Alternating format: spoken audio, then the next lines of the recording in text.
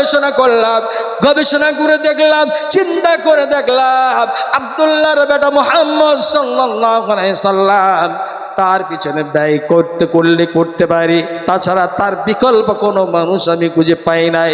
এই কারণে আমি আপনাকে দাওয়াত দিতে এসেছি। রাসূলুল্লাহ সাল্লাল্লাহু আলাইহি সাল্লাম বললেন, ঠিক আছে তুমি দাওয়াত করে যাও। উকবা বিন আবি মুহিত বললেন, ইয়া রাসূলুল্লাহ, ইয়া হাবিবাল্লাহ, আপনাকে দাওয়াত দিয়ে দিলাম। রাসূল বললেন, শোনো উকবা বিন আবি মুহিত, তুমি আমায় দাওয়াত করবে, আমি যাব, এটা হতে পারে না। আমার কয়েকজন সাহাবা, আমার শর্তগুলো তাদেরকে যদি দাওয়াত দিয়ে দাও, আমি মুহাম্মদ রাসূলুল্লাহ সাল্লাল্লাহু আলাইহি সাল্লাম আমি তোমার দাওয়াত যেন গ্রহণ করে নিলাম। একবার জোরে সরে বলা যাবে কিনা মারহাবা? নবীজি আমার দাওয়াত গ্রহণ করলেন, দাওয়াত কবুল করে নিলেন।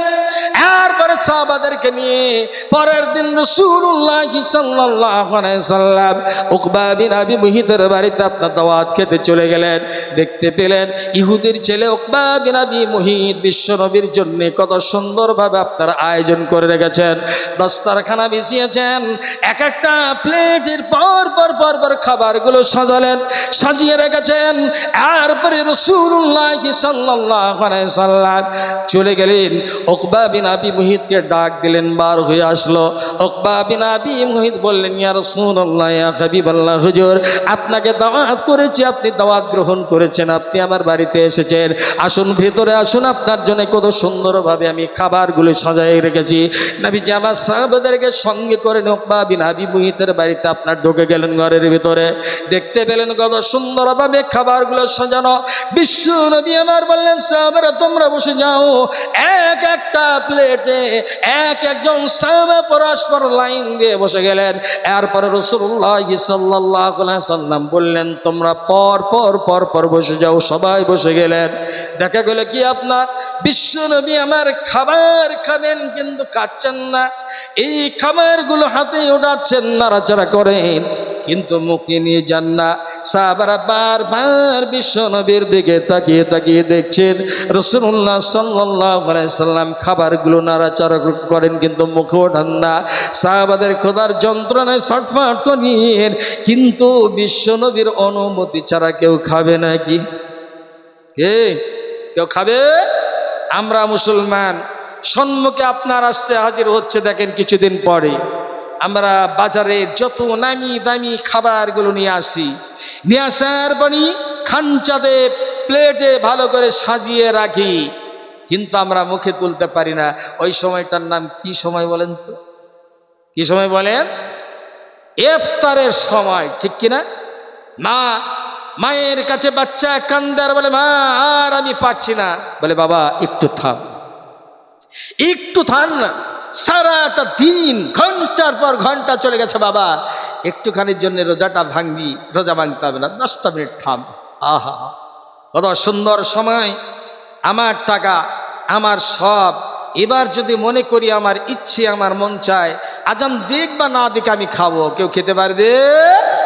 খেতে পারবে না। তাহলে ওই সময়টা কোন সময় ছিল? ওটা কি ইফতারের সময় ছিল?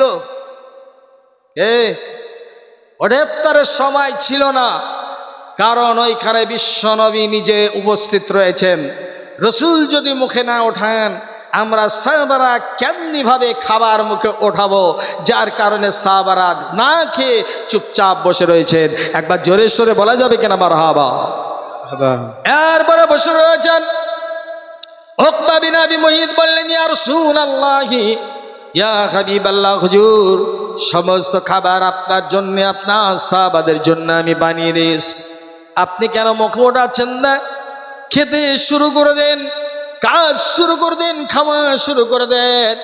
নবীজি আমার বললেন, উকবা বিন আবি মুহিত, তুমি শোনো, আমার কথার তুমি জবাব দিয়ে দাও, উত্তর দিয়ে দাও।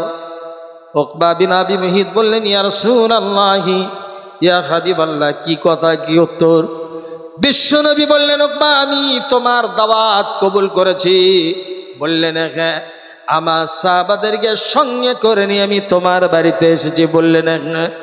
এ উকবা, খাবার সামনে করে আমি বসে গেছি, এতে তুমি খুশি না এতে তুমি নারাজ?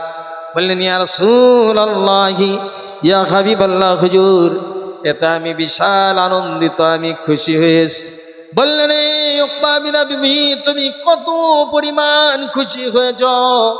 বললেন ইয়া রাসূলুল্লাহি, ইয়া হাবিবাল্লাহ, আমার লাইফে যত খুশি ছিল তার চাইতে আজকের দিনটা আমি সব চাইতে বেশি খুশি হয়ে গেছি। বলুন না মারহাবা।